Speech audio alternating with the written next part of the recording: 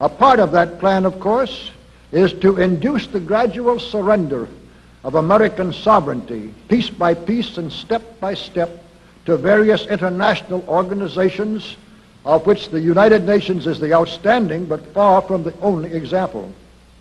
Now, here are the aims for the United States. 1, greatly expanded government spending for every conceivable means of getting rid of ever larger sums of American money as wastefully as possible. 2, higher and then much higher taxes. 3, an increasingly unbalanced budget despite the higher taxes. 4, wild inflation of our currency. 5, government controls of prices, wages, and materials, supposedly to combat inflation. 6, greatly increased socialistic controls over every operation of our economy and every activity of our daily lives. This is to be accompanied naturally and automatically by a correspondingly huge increase in the size of our bureaucracy and in both the cost and reach of our domestic government.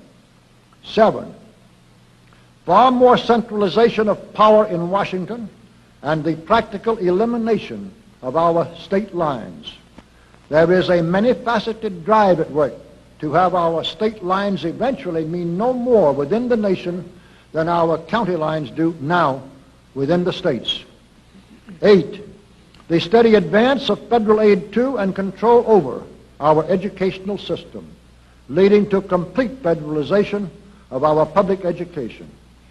9, a constant hammering into the American consciousness of the horror of modern warfare, the beauties and the absolute necessity of peace.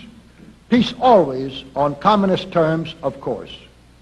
And 10, the consequent willingness of the American people to allow the steps of appeasement by our government which amount to a piecemeal surrender of the rest of the free world and of the United States itself.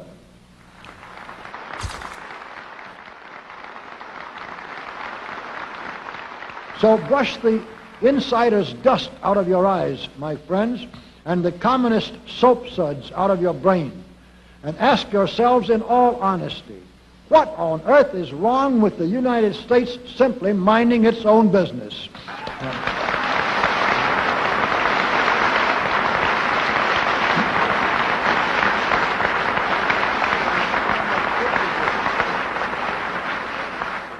Or with having its foreign policy function primarily for the safety and benefit of the American people.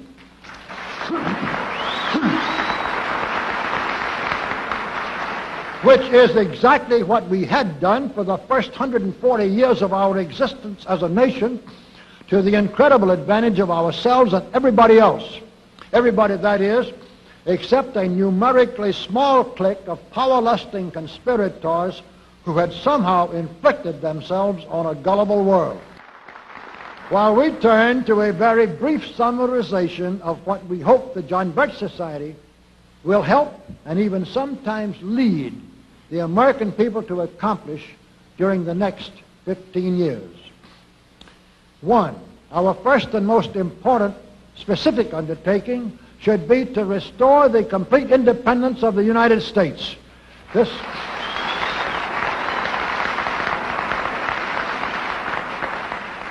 This includes our resolution to get us out of the United Nations and get the United Nations out of the United States.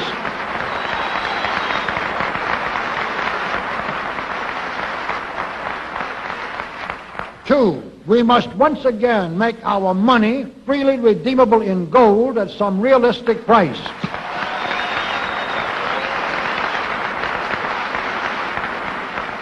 And we must take all practicable legislative steps to prevent a recurrence of the enormous thievery and other subversive crimes that have been perpetrated on the American people through a contrived inflation by every president from Franklin Roosevelt through Richard Nixon.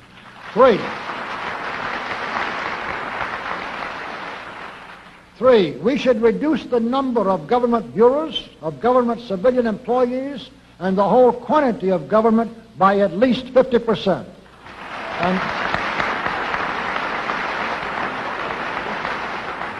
And we should achieve at least this much reduction in proper fashion through gradually convincing a majority of the American people of the wisdom of such a course. 4, we should withdraw all American troops from every spot on earth that is not American soil, except when and where such troops may be required as decided by Congress to protect American lives and property from criminal vandalism.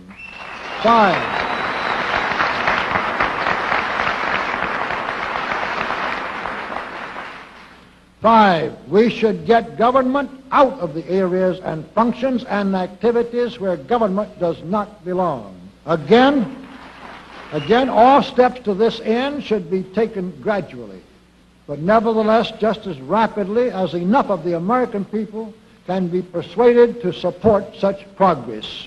Any such achievement will require a truly massive educational force, but that's exactly what we hope to build during the next 15 years.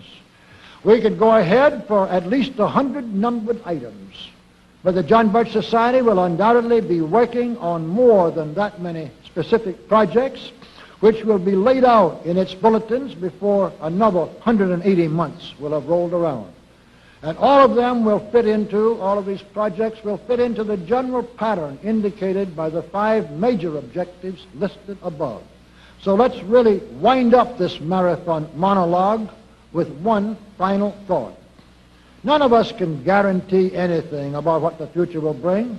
Your speaker knows what a job we have before us to rid our country of the scourge of communism within the next few years, and then to go ahead on our constructive program so well that 15 years from now we shall already be entering an era of far less government, of a much sounder sense of responsibility, and, with God's help, of a better world. But I sincerely believe that it can be done, and this much I know. If every man and woman in this audience should leave here tonight feeling in his or her own mind and heart that it can and must be done, then it surely will be. And so, all of you patriots of good character, good conscience, and noble ideals, whom we can reach with the filmed version of this speech in 1,000 other audiences, it is with a great deal of confidence and energizing will to win that we invite you to join us in our epic undertaking. While to all of you great, wonderful friends in this present audience, I certainly extend my very deep thanks indeed for so much patience and attention. Thank you and good night.